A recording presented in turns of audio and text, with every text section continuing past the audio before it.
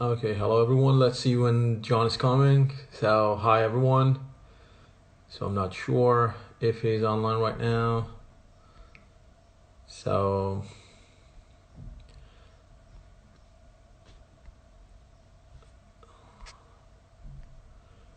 let's check this. So, he's not here yet, but I think he will join us in 1 or 2 minutes. I'm so happy that we have John today, one of the fine artists in the world, and how he's here. So, waiting for John to respond me, honestly.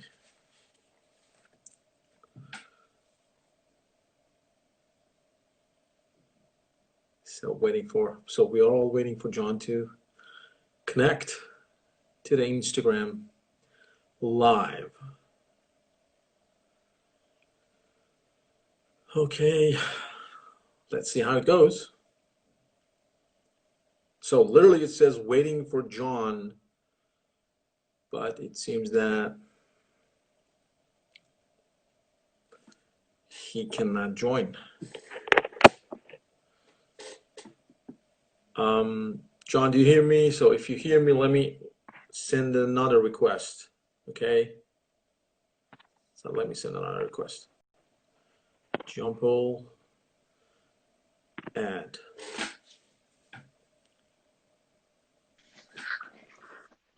Oh, he's here. Hi. Hey, Ali, how are you? Hey, John, how's it going? Good. You can hear me well? Thank you so much for joining us today, John. No, I'm happy to join you.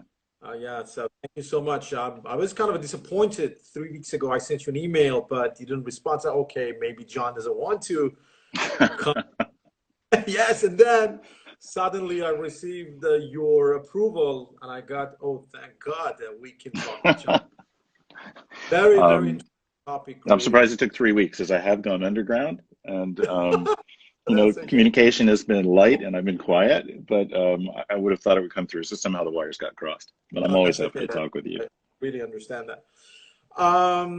Definitely lots of people that are watching us right now, so definitely knows about your background and the way you work. But for those who doesn't know John, John is one of the renowned photographers and fine art artists in the world, which I learned from him so many things in the past, I have to say 18 to 20 years. And the first time that I met John was in 2010. It was Photoshop World 2010. I was in the audience in the first or second row, I'm not sure, but that was a very interesting for me. John, we have only 1 hour, so I just want to ask as much as questions. And but let's start with this. Your father is a very important fine art photographer, and your mother is also a graphic designer and painter. So, how was it like to grow up in this artistic environment? It was exciting, of course. When you're little, you don't understand that it's a little different than when many other people are going through. As you get older, you get a sense of that. So I was fascinated to be in a creative family. I always remember my dad telling stories that we each had our own area of the ice box or the refrigerator, uh, and that I had a place for my drawings as well. And I appreciate that kind of supportive environment. It was fascinating also to hear my mom talk about painting, my father talk about photography. We often visited other creatives. Sometimes they were film producers, sometimes they were writers, a lot of times they were musicians. Um, we lived, breathed, ate creativity. And one of the things that I learned from that is no two people are alike. Everybody does it a little differently, even if they're using the Yeah, same view camera.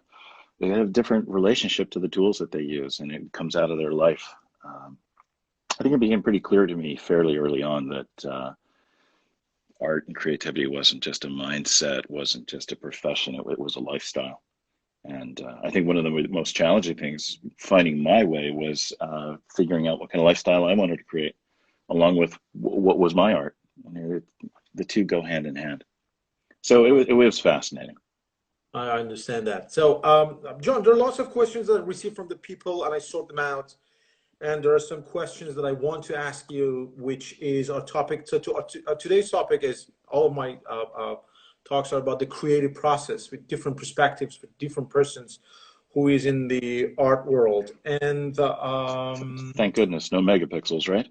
yeah, no megapixels. No, but no, it's not about the cameras and the megapixels. Right. So the creative process, these are the two words that you studied. I mean, they're all with you in all the times. I mean, every talk you have, every work, even when we see your website, your books. So these two words has a very strong connection with you and your works. So if I want to, if you want to clarify this, what does it mean, a creative process or the creative process, John? Let's start with process first. I mean, it is a process. It's not something you can buy, pull off the shelf. It has certain phases, stages, a certain kind of flow. So there are things about it that you can predict, but it's also designed to help you discover things. And I think that's one of the most important things about any artistic, creative discipline is A, the mindset, and B, the approach, not just the tools, but the ways that you approach using those tools that would help lead you to discovery. Essentially, I think it's a process of inquiry. The questions that you ask drive the whole thing forward. So if you ask better questions, you get better results. And it's not that dissimilar from engineers and scientists. I can't tell you how many times I get some of these engineer types who are fairly comfortable with the cameras and the software. You know, they use that kind of stuff all the day. And I get an inordinate number of radiologists and dentists, you know, people who make pictures as part of their profession, and they're not afraid of the technology at all, but they think, you know, I'm not very creative. And then I ask them a couple of questions. So what do you do all day long? I say, well, you know, we got to solve these problems. We got to come up with these widgets that have never been made before, whether it's a physical thing or a software, or, you know, kind of have to invent something. So you're not creative? I think one of the interesting things about artists is that very often the things that they're creating are trying to satisfy personal goals that you don't always know what the issues are. Part of it is discovering where your passion is, what questions drive you forward. And there's never been another one of you before, so you don't have an easy target to go for. It's like you are going off the edge of the map, and you have to map this new territory that's you. And so quite fascinating to see how different people approach creative problem solving based on the kinds of goals that they set up for themselves and the ways they think about themselves. I think ultimately, if you engage in the creative process, you know, there's a certain amount of courage that's required, because you're going to change your perspective, and you might look at yourself in the world a little differently. But that can also be what's so thrilling about it. Creativity is a whole other ball of wax. I mean, what does it mean to be creative? I could give you half a dozen different definitions about it. You know, let's just try on a couple of them. To take two known things and combine them into something new. You know, it's Reese's and chocolate and peanut butter, and you get Reese's. You know, the other is to find a different perspective on things. Right? To ask different kinds of questions, to see things in different ways.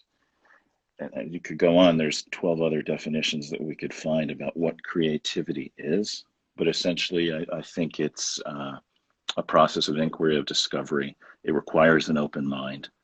I think artists often buy into a couple of myths. Hey, I'm an artist, I'm just creative. How are you creative? Oh, I don't know, it just happens, man. What do you mean it just happens? It does just happen, and you do it in a specific way. A lot of times we don't really know what our way is, and we start to do certain things. We get repeatable results, and we find our way by doing. Sure, absolutely. But I think it's very useful to ask questions about what that is, and more importantly, why we do certain things. So I'm always encouraging my alumni to make pictures, not just of things, but about things. Because ultimately the things that inform them, drive them, where their passion is, their emotions, their feelings, the kinds of connections they make between things, their unique perspective. That's the thing that makes their work authentic. I tend to stay away from the word original because we often confuse it with novel. It has to look different. It has to be something that nobody else has ever done before. Not really. It just has to come out of the life you live. And there's never been another one of you or me before. And so if we just really dig into that, it can't help but be authentic. And I think also there's a certain kind of authenticity can often, the Venn diagrams of authenticity and truth often overlap. It's at least a personal, subjective truth. And I think one of the great things about making something is you kind of have to live it. You have to go through the moves to actually do it. You kind of live your truth. So creative process is something we're still trying to figure out. It's not just for artists. Artists do have to study it, I think. I have. Certainly other people in marketing, in the intelligence community, in engineering, they study it. One of the most creative people I think on the planet was Thomas Edison. One of the best books I've ever read about creativity is written by Michael Michalko, and he trains the intelligence community to think more creatively. But boy, if artists read that, I subject some of my alumni to some of the things there because they're useful. Yes. So, John, so this question comes to my mind. So you were saying that so maybe, I don't know. So can process, just the process, help us to be more creative? So, I mean, Yeah. if you want to separate them, can process help us, or progress, I don't know. So can help us to be more creative? Process can absolutely help us be more creative. One of the ways of making something look different, making something that is about looking differently, is to try new things. One of the best drawing teachers that I ever had was not the sexiest or the flashiest in the Yale curriculum there. I think she was really overlooked. She came in off the train from New York down to New Haven with these 2 shopping bags full of newspaper clippings in her kind of babushka scarf, and she talked like this and drove us crazy because it was so slow. It's like, come on, Greta, could you get with it? But at the end of every semester, she taught us 5 or 6 new ways of seeing.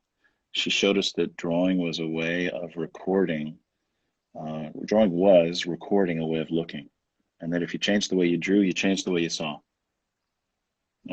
What an amazing lesson, just that one thing. But not only that, I had the privilege of taking 2 semesters with her, and each semester showed me 6 new ways of seeing. That's an amazing teacher. I mean, yeah, amazing, but also just an amazing lesson. So yeah, if you engage in a process in a certain way, you get certain kinds of results. If you change up your tools, if you change up your questions, if you change up your environment, you make these changes into the whole mix, and you're going to get different results. I think one of the most important things to do in any of this, the most important thing, I've been changing it a little bit differently. I've been saying this a little differently to my alumni for the longest time. I said, if you only did one thing in the workshops I teach, it's called watch your process. Just be aware of it. Ask a lot of questions. So now I'm just saying, look, get curious. Just get really, really curious about how does this stuff work? And ask a lot of questions. I think one of the things that we've failed to do is when we have a success, we fail to say, well, why did it succeed? How did it succeed? Very often say, oh, I like that, which is great. But what do you like about it? What else is it connected to? How did that happen? If you did it a little differently, could you imagine where else that would go? And we fail to do that with our failures as well, which is really what will turn our failures into successes. Right? If something doesn't work or we don't like it, we got to ask the same questions. Why didn't it work? Why don't we like it? What else could we do? Thomas Edison had 30 tables in his lab, and he tried to apply both the successes with one experiment to every other one of the experiments, the other 29, but also the failures. He set himself a quota for success, which I think is really great. Creatives need to set their own goals, helps do it. I think it's really hard to be an individual artist who is working for yourself and you don't have that boss or that deadline saying, hey, you got to get it done, so everybody else's priorities can get in the way. I mean, Yeah. set your own goals. I'm actually doing that right now. I said, look, until I finish a couple of projects right now, I'm not taking on anything new. And it's been a little slower than I anticipated. I got a couple more weeks. I just have to give my time. I have to honor that commitment to myself. Edison said he wanted a minor patent every month and a major patent every year, and he needed to fail a certain number of times every month, or he didn't feel he was pushing the envelope enough. That's interesting. I mean, how many of us set ourselves a quota for failure? So I'm just thinking about the way that you are mixing the different. I mean, so everybody think Edison was an engineer, scientist, but your example is into seeing the way he worked as an artist. I mean, as an artwork. So that is fascinating. So Well, it's a process of creating things. And take a yeah, look at Leonardo. He made war engines, machines, and he also made incredible paintings. And he's known as both a scientist and an artist today. And for the longest time, his drawings of the human body, which included dissections in the inside of the body, were used in medical texts for hundreds of years later. sure. Right? So, Yeah. and I think I'm not that interested in art for art's sake. I mean, I actually Yeah. think art is about something, and Yeah. art does actually serve functions. I don't think that it is just for art. I think people need to make art. I think people need art for certain kinds of things, all kinds of things, and there's all kinds of art. So, yeah, You just answered one of my questions right now. I mean, people need to make art, so I know I need to make it to be healthy, yeah. mentally, spiritually healthy. And To figure out the kind of life I want to live, the person I want to be. I need to do those things. I am my own creation. Sure, I've inherited a lot of things. Lots. We talked about my parents. I come out of a certain culture. I've had a certain kind of education. I have great friends. I'm a product of living close to nature for a long time. You know, yes, I'm not an urbanite. It's not me. yes, I'm a country we mouse. get nature in the later. So you're right. You're Yeah, right. Environment. So that's what. but we need to create. Yes, I know I need to create to stay sane. I understand. Well, not everybody thinks I'm sane, but not everybody thinks the art that I make is sane. But you know, that's a dimension in myself that I need to feed. And I think one of the challenges we have today, uh, probably in Western culture for a long time, is many creative disciplines, music, writing, photography. Uh, we look to those shining examples of things being done really well, and we think that, you know, if I can't sing like Whitney Houston, I can't sing. We'll tell that to all the people in Africa. We're singing. Everyone in the tribe joins in, and everyone finds their voice. And singing and music is a part of living and breathing. It's just part of the fabric of their culture. Do we really want to sever ourselves from those vital creative connections because we put all these professional concerns on them? And I think it's really important. I made a decision a long time ago back in college. There were so many things I was interested in. I said, you know, I know you're interested in music and you're toying with this, but look how frustrated your dad has been because he's, you know, I'm not a photographer. I'm a pianist. I'm a musician. It's like, well, that's not your career, but I get it, Dad. You're at that Bosendorfer all the time. I wanted to take those pressures off. I wanted to just use music to participate in my life in a vital, inspiring way. I wanted to help inspire me. And what I find is that I can often tune into where I'm at better when I just sit down at the piano and make noise. I do it mostly at 2 or 3 o'clock in the morning when I can't offend anybody and nobody's judging me, probably because part of my brain has gone to sleep too. Right. Somehow being able to be spontaneous in our primary medium is very challenging for us. And I think it's really important to find ways to awaken the child in us to be more spontaneous, to be more vital. And whether we do it professionally or not, you know, there's many things that I do in my creative process that I don't sell. They're not necessarily professional. Studies are a really important part of my process. Experiments are a really important part of my process. Sometimes I share them, often on Instagram. You know, like the Google Earth things that I'm doing right now. You know, Yeah. that's one of my planned experiments, and I'm really enjoying them. And I'm pushing myself because I'm not sure whether that's becoming finished work or not. I've got real questions about what a study is and what a finished work is. It's but good. So the work I'm doing is pushing me. Anyway, Yes. I think we all need creative outlets, and we need places where we can be not professional, just authentic, even childlike, not childish. Play a little more, Play. get curious. A little more. Yes, you're complete. I agree with you on this. So all the time, and you are completely right. So, but sometimes people are concerned to sell stuff or being in the commercial world and make money. Although this is necessary because they want to have a good living. So that's completely understandable. But It's from the totally way part of that it. your perspective, yeah, when you enjoy of creating experience and the process, so that's going to be interesting for everyone who enjoy the arts and the living. John, there's one question that it's always around, but I want to know your opinion on this. So, do we born creative, or we gain it in a time, in a passage of a time? So it's in our genes, or so that's going to be. I just wanted to know, what do you think about this?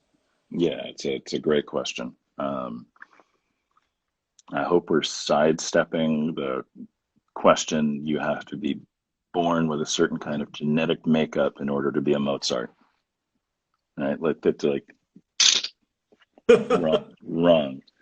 I'm not saying that genes, environment, all of that doesn't play a role in it, but look, the human animal is the creative animal. If you have all of these fingers or all the other things that we humans have, you are creative. Now the question is, how are you creative? How do you want to be creative? And sometimes the ways that we are, um, I'm trying to avoid the word talent, but we do have orientations, we do have strengths, and sometimes those things are not necessarily the things we think initially, and we kind of discover them by getting involved. I've seen a lot of people, I think they want to become one kind of artist, but really their talents lie in another area. And you have to do a lot of work to kind of figure that out. You have to find your way. And it's not always you work really hard and you're going to get to be whatever kind of artist you want to be. Right? Okay, so I love heavy metal guitar. And if I put my 10,000 hours in, am I going to be the next Joe Satriani? Probably not. It's not just that time is against me. It's probably that I would get pulled aside by Asian music and phrasing and be interested in other kinds of instrumentation, and ultimately I would find my way into music in a very different way. Right? That's part of the journey, like discovering who you are, and that's challenging at times, but also extraordinarily rewarding. I remember it took me a long time to finally find an image that happened very spontaneously. I said, "Oh, I finally found what I'm looking for. This is mine." It's not just a well-crafted photograph. It's just a well-drawn drawing, a well-made painting. That's me. Somehow I had something on the page that was looking right back at me and saying, this is what I've been looking for. You know, that was after decades. You know, I started drawing before I could Are you talk. I'm sorry. Are you mentioning your photograph that your dad told you I can see? He was watching it as a C. So Yeah, you were no, the. that's a different story. This a Oh, little that's a bit different earlier. story. It's when I think we were talking about that yeah, picture. there's actually one where it was a shifting point in the way that I was using symmetry. I'd always been interested in symmetry. The computer did symmetry so easily that I started exploring it a lot. And there was I remember it. I still remember it today. I was moving a mirror across my light table. Remember, we had light tables in film, and you know all my transparencies, and I moved this mirror across the light table and saw this image out of the corner of my eye. And I, what's that? And I found that symmetry, and oh, stop the presses. I know I'm working on this, but I have to figure out what that is. And when it finally pulled together, I'm on a whole new track. And for the next 6 weeks, whenever I was working on something else. I didn't know exactly where I was going, but I found something that was really important, really vital for me, and still stays with me today. So Okay. I'm always reminded of Sean McNiff's book. He's a psychologist who works in art therapy, and one of his books titled is Trust the Process. It's like part of it is just have to engage it, keep working, and things will happen. But, if you don't keep writing, if you don't keep making pictures, nothing's going to happen. So you have to go out there. W.H. Auden, I think it was no, Somerset Maugham was asked, hey, do you always write when you're inspired? I said, yes. And thankfully, the muse visits me every morning at 9:00. In other words, he sat himself down in the chair and he wrote. Interesting to see how Hemingway hacked that. Hemingway would always stop the day before, just before he ran out of things that he had figured out. He kind of knew what his next move was when he sat down the next morning, and it helped him keep the momentum going. So it would be interesting to ask what kind of creative hacks can we borrow from other people? What kind of creative hacks do we find ourselves? What works for us? Because each of our processes will be different, and it will have different seasons and different phases as well. So yes, that's going to be fascinating because people keep asking about the being creative. So in a matter of time, and you mentioned that very, very with such details that I really enjoyed that. So it's a verb, not an adjective. Yeah. So, let me go into this because it might be the question of so many people. And in one of your interviews, you mentioned that I know that because I know lots of things, but I'm asking Sure. that maybe some people that they just want to hear from you. And in one of your interviews, you mentioned that you are an environmental artist. Mm. What does it mean?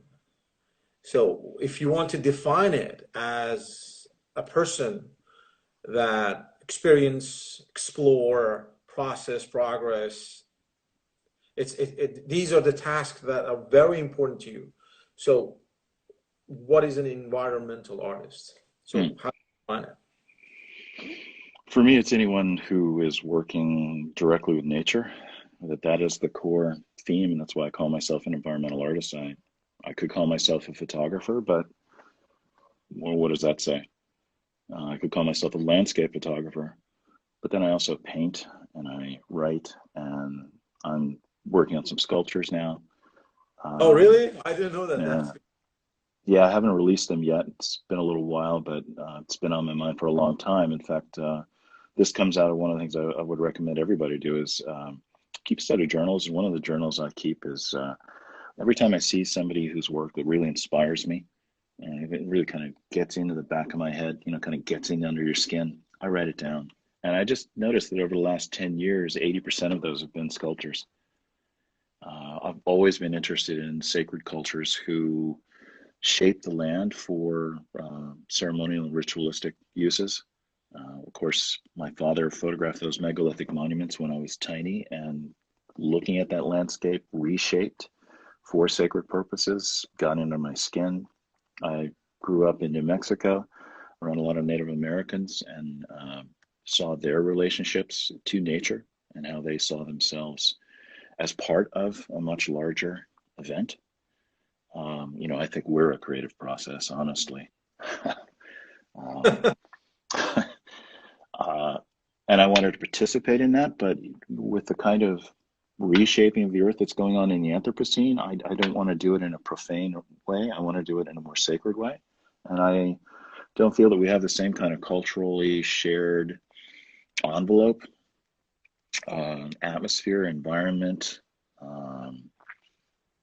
You kind of see where I'm getting at. A sense, a way of relating to ourselves and to the world around us that is as respectful and full of awe and wonders, I would hope. So I'm trying to find ways of participating in that way of being. At the same time, I'm not an ancient Celt, and I'm not a Native American, and you know I've inherited this kind of culture. I've grown up out of this mindset, and yet I'm a human being, and I want to participate more fully in this miraculous thing we call planet Earth. And I would like my work to come out of that different way of relating. So really making the work for me is a way of tuning into that and celebrating that, being connected to that. It's basically why I make the work that I make. That's So I'm an that's environmental artist because I'm never going to get away from nature. It's my obsession. so of course when we see your projects, photographs, anything that you say, it's directly related to nature, especially in these last pictures that you're posting on your Instagram account, Hmm. which is about the waves and the pulses with the nature. So that's a real, I mean, it's a very interesting connection between us and nature. And if we see things like this, so it shows that how, because we are made of nature. Here we are. Yeah, yeah, here we are. So we made by nature. And when you And look at it, like, you know how that's little, you know how little kids just sort of look at their hands in amazement? You know, yeah, when did we lose that? I mean, there's nature right there, and it's extraordinary. And I know we only see the surface of it, but go look at some of Leonardo's drawings. Go look at, the recent diagrams, the blood, the electrical currents that go around that. There's so much to get fascinated by here. And then you listen to Sagan. We're stardust, star yes, stuff. the cosmos. You mentioned all the time the cosmos. I mean, the cosmos are within us, and you always mention that. So it's an undeniable fact that we are part of nature and we cannot get away from it. But it seems that everybody doesn't look the nature that the way you look at it. So Right.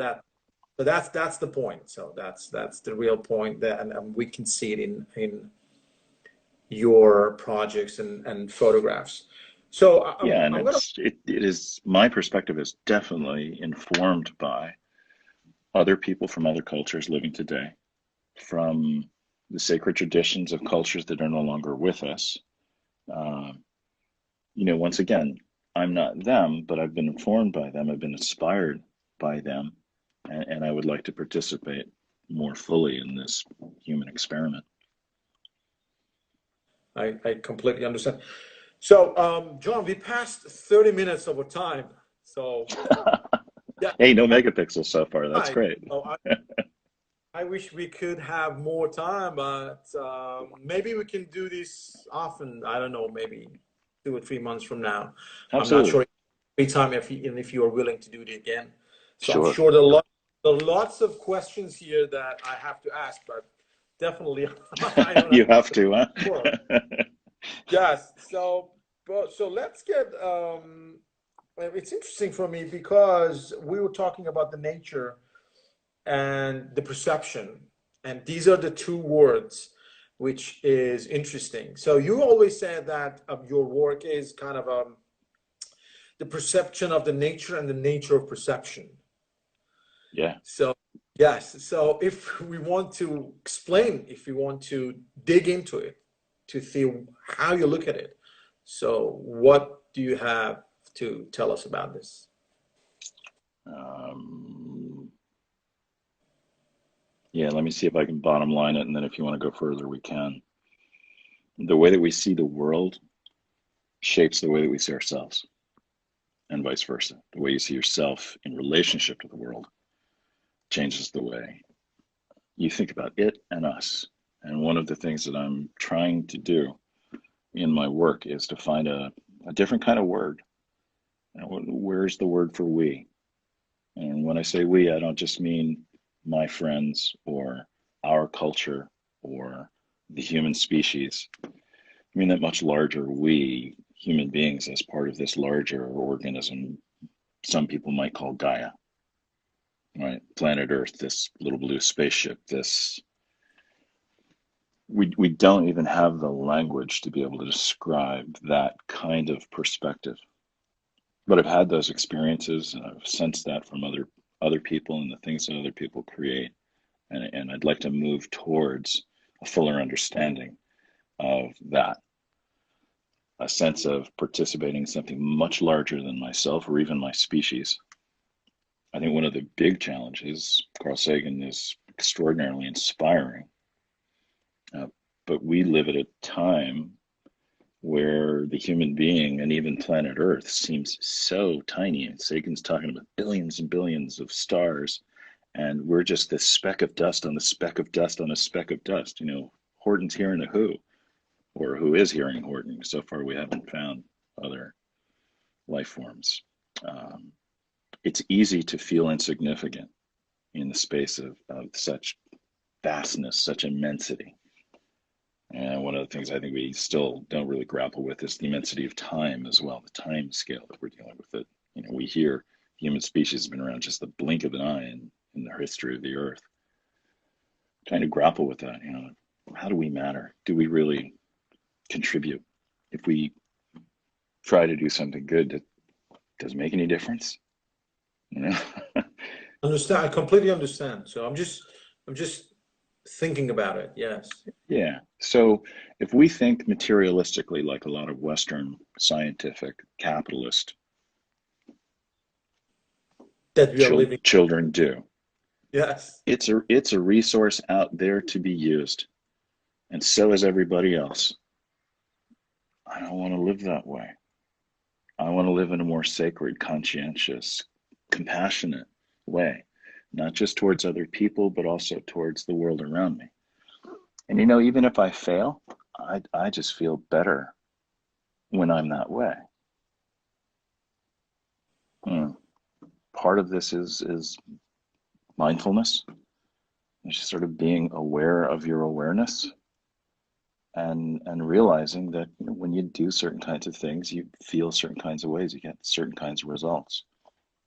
I choose to be that way rather than another cog in the machine, Even if you another fail. brick in the wall, another I know. thing. I'm not a thing. Yeah, I got a body, but I'm a process. And without wanting to see egotistical at all, I, just like you, are absolutely unique. You know, we're snowflakes. It's never going to be another one exactly like you or me. And I don't have to have this blown up head to acknowledge that and just, wow, and it's kind of wonderful. I'd rather be that way. I'd rather be full of wonder. That's okay. So that's so we can talk about Yeah, right. for We could talk about sure. a lot of Yeah, things for a so it's long not a time. We're topic going to that have another reunion, right? yeah, so this is not a topic that we want to close it in just 60 minutes. Okay. It's not a Q&A, so Yeah, that's and fine. I mean, about the hopefully mega this is useful, interesting, fun for other people. And of if we course. want to do So that something else again, that's great. definitely. And we enjoy in this. So John, let me ask some different types of questions. People, the artists, the photographers especially. I'm going to talk about them from their perspective. So it's not related to our talk right now. It's just something different. Let me jump into it. Yeah. So, as a photographer, I mean, as an artist who make photographs, do you believe in series or making a series or single images? So, can you put a line between these two types of making art? I mean, some people wants to make the series of images and they think it is going to be serious because they can only show what they have inside in a series of images. But on the other side, we have single shots. Sometimes they come from our subconscious. We don't know why we took that shot. So, what do you think about it? I think a hero image, that single image, is a great idea. And a series is a way of thinking or being, because it could be a holistic experience, it could be emotional, physical, and mental. It's um, I find tremendous personal benefit from working in series. Often those series get started by that one hero image, like I talked about that blue symmetrical cloud on the light table earlier. That wasn't something that I had pre-planned. I discovered it in process because I was working, I was doing the verb, right? But I was also still very much open to other possibilities, alive to the process, aware, and still paying attention. And I found something that was better than what I had imagined. Um, I think if you do get one of those hero images and you start asking questions about why it works, and you realize its connection to your personal themes, the things you care most about, your passions, your questions, maybe even your challenges, your anxieties, your fears, but basically why you care, then you can start to think about what you might do to make that a fuller statement and support it through other images, which very often may not be of equal intensity, but might actually serve other functions. Over the years, I've been really interested in these, you know, so many times in Lightroom and Photoshop, Bridge, we're talking about 5-star images, 4-star images, and 3-star images. You know, like, okay, so that's the current language, you know, and I always kind of chuckle because it sounds like we're getting graded as well. You know, it's the system of 5 is the same as A, B, C, Yeah. D, F. They skipped a E and just went straight to F.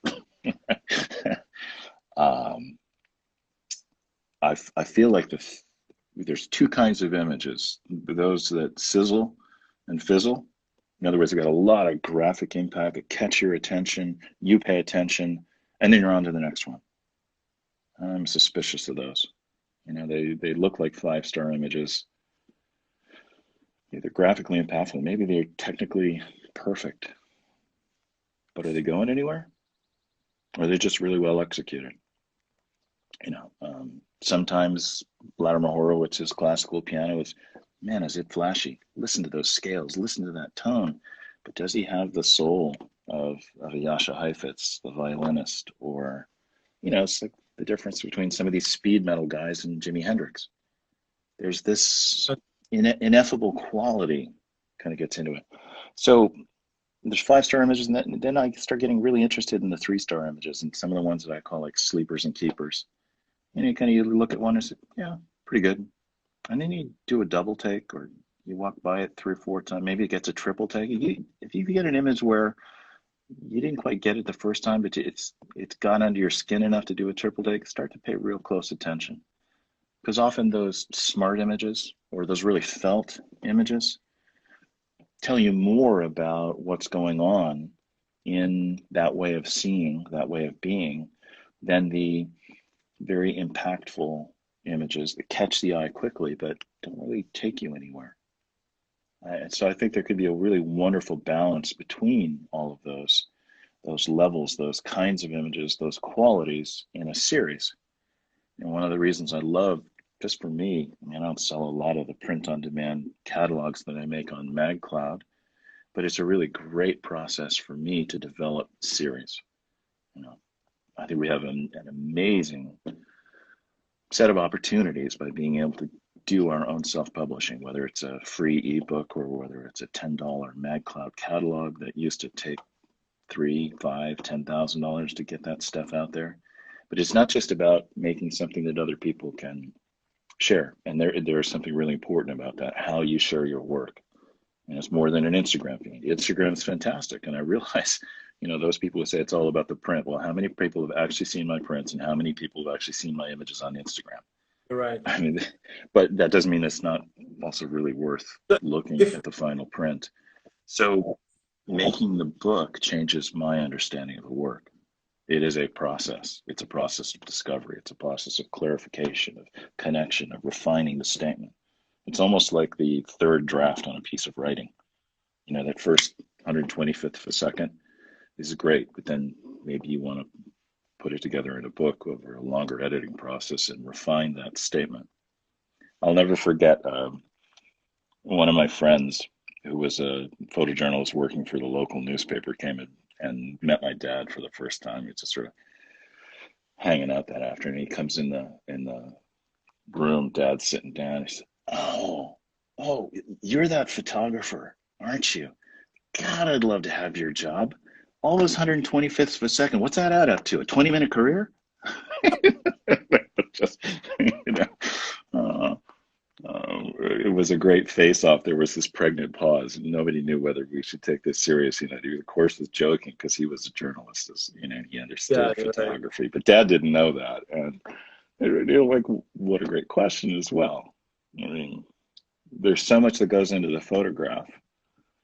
There's the getting there, and there's the post-processing and the editorial aspects, and then there's the promoting, and all of that can help us build something much larger, much more intense, much more durable, much more impactful.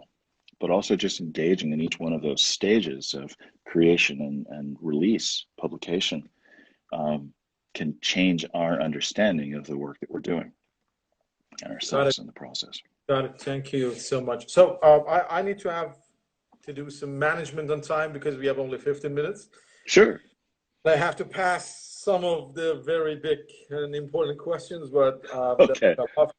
but let's keep them for another talk. Okay. Or we'll have to Yes. do them Vanity Now, Fair style. I get one yeah. sentence. So because it's all about the discovery and subconscious and this type of stuff, so we can talk on and on. So, Right. there's some interesting thing, John, which is, and I think we have some questions from the people here. If you let me, I can pop them up. So, let's say, okay, I'm going to ask it. So let's keep that question. It's interesting because so many photographers or artists have the lack of knowledge on knowing technology and softwares. But you are not that one. I mean, you always. I mean, and let's be honest. You were one of my top role models to. I mean, when I wanted to continue my journey in the art world, I always wanted to have both sides. I mean, the technology and the ideas, the concepts, understanding, and Yeah. mix them. And you are doing this very carefully. And I know that I encourage people to follow your website, johnpaulcaponigro.com. And you have monthly newsletters, which I still receive all of them every month. And so, how do you see Photoshop as a tool, John? It's just that. It's a tool. Know what you can do with it. But I think to your point, craft and concept, they inform each other. And you need enough craft to get your point across in a compelling way. A lot of people will mistake craft for having something to say. Like Jerry Uelsman often joke and say, just because you memorized the dictionary doesn't mean you got anything to say. But at the same time, if you want to write something, it helps to know more words. Have your own way with words.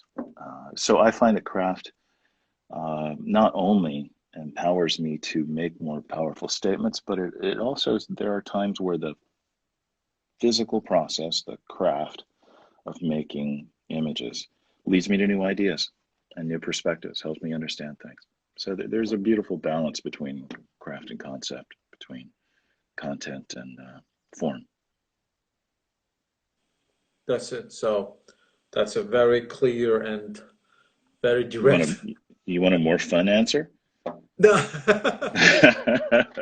Because for No, me, favorite because children's book, Harold and the Purple Crayon. Photoshop's my purple crayon.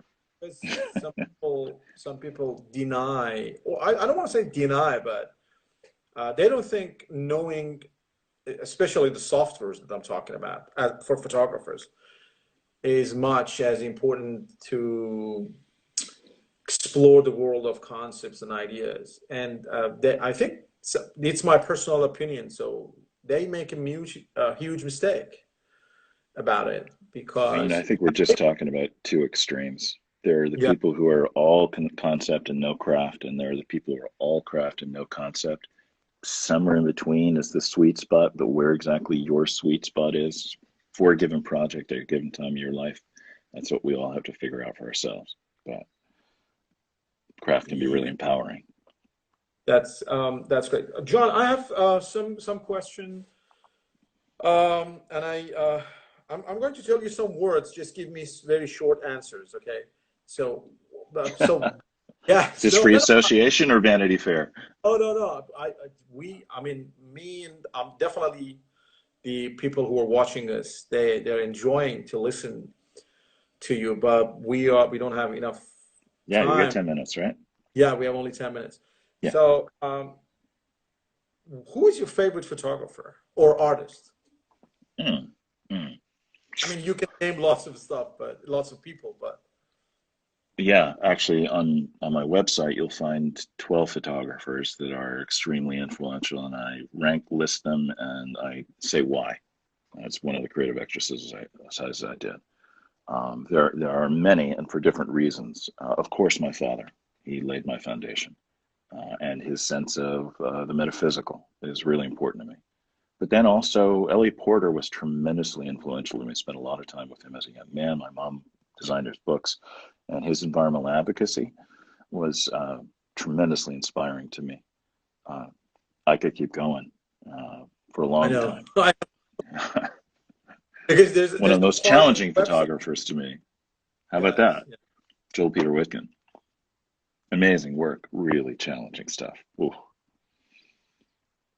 that's that is great. So, one other question that people ask is let's because there are different types of questions. I'm just looking for the right one. So we have one live questions. It's what was your biggest challenge as an artist, John? Figuring out what was me. What's my voice? Who am I really? Visually trying to find my path. This is different than Got it. everybody else's. Yes. So because that's interesting because when that's my personal opinion. So I don't know what other people think. But if I want to name one artist in the world who is very independent, I mean, he doesn't belong to anything or related to, and I don't want to say related. I mean, he just want to find his trajectory, find his path. Mm, Say, okay, and he's John Paul Caponigro. That's yeah. my opinion. Well, So yeah, that's my opinion. I mean, he do all the stuff. I mean, he's research. He explore, experiment. So yeah, and all the time I thank see you, that. Ollie. I mean, that's a huge compliment. Thank you. You're welcome. You're welcome. That's so it's I mean, you always study. I mean, the colors, the frames, the composition, anything. I mean, when and it is very inspiring, honestly, John. So and And I'm delighted because I'm so interested in it. I love doing it, and so it's really nice to share your passions yeah, with of people who course, are excited. yes, even in terms of printing. John, can you give us a little information about your website and your workshops? Mm. Because we have only Um, 7 minutes, and I want people to know more about the educational part yeah, that we're doing as a workshop person who is a leader in terms of teaching. sure. Um, the website's been a grand experiment going on for about 15 years at this point. Basically, there's 3 or 4 books worth of information up there. I sent out a free newsletter that, if you remember, you get to access all those resources for free. So that newsletter lets you know when there's new information that comes around. There are also several pages that will dig into different topics like printing or color theory or visual storytelling. Uh, I teach a lot of that content incorporated into the workshops that I lead, either in the studio when I'm teaching digital printing, which is Photoshop and Lightroom and printing, or when I'm on location and I teach workshops, not just around the country, but also around the world in places as remote as Antarctica. Um, And I that should come goes, with you one day. One time I should come with you on Antarctica. So, yeah, that would be fabulous for both of us. I mean, it's an amazing time and an amazing place. I'd love to share it with somebody like you. It would be oh, amazing. thank you so much, man. I always try and incorporate uh, finding your visual voice and being more creative in an authentic way into those workshops. So it gives all of that technique and those different skills and concepts a purpose. You are the purpose. I'm not telling anybody how to make a photograph or what to make their prints look like. I'm trying to help them discover their voice and then find the techniques, the tools, the perspectives that are going to help them strengthen that. And it's a long creative dialogue, and I'm delighted to say that often in my workshops, 50% of the participants are alumni. They've taken multiple workshops, and it allows us to just pick up the conversation we started in the last one or over time and just hit the road running. And that also creates a real kind of depth and enthusiasm for the new people who come into this community. And I do consider it a kind of an extended community stretched out over time. And it's, yeah, I really do enjoy teaching because when you feel like you contribute to somebody else's growth and you see them get excited, and you see the light bulbs go off and them lit up, and you say, oh, I found something that's mine. I do have something. That's one of the more inspiring things to be around. So that's kind of the core reason why I do it. And it's been a really And interesting journey. It'll be interesting to see where it goes. and There and are going to be honestly, there are going to be some new things online this summer. Stay yes, tuned. Yeah. yes, but honestly, I recommend it to everyone. You might doesn't know, I'm not sure that you know that, but for the first time that I came to United States, the main reason that I came to United States was Photoshop World. I wanted to see, yeah, I mean, the people who I know from the internet, Yeah, right. that they, Yeah. yes, that they, so it was a very hard time. So I don't want to get into that, Yeah, but but it's a nice community. I think the yeah, digital community has been that, a community, yes. So particularly it in the was, early years. it was interesting because, yeah, it's a long story, so I don't want to get on that. So, John, we have only 2 minutes. So, if you want to give one final piece of advice to us, so what do you say? Let me just quote Joseph Campbell's "Follow your bliss." You know, don't take anybody else's, and don't sell yourself short. Uh, Go out there and do your thing. You know, That was, that's the most important thing. yes. So, nothing better than that. So, John, I just wanted to say thank you so much Thank you, Ollie. for It's been for fun. joining me today. It is, and will be my pleasure. And thank you for all those years. So it's almost 20 years, 18, 20 years for me to know Amazing, you. right? Yes, yes, It's to know amazing. you. I mean, and I learned a lot. I just want to say thank you so much. And please promise me that you will join me again for Well, for different discussion and topics. it'll be my pleasure, and Um, thank you for passing it forward. Thank you so much. Please just stay safe and we'll be in touch. Thank You you. too. Yeah, yeah, you too. Bye.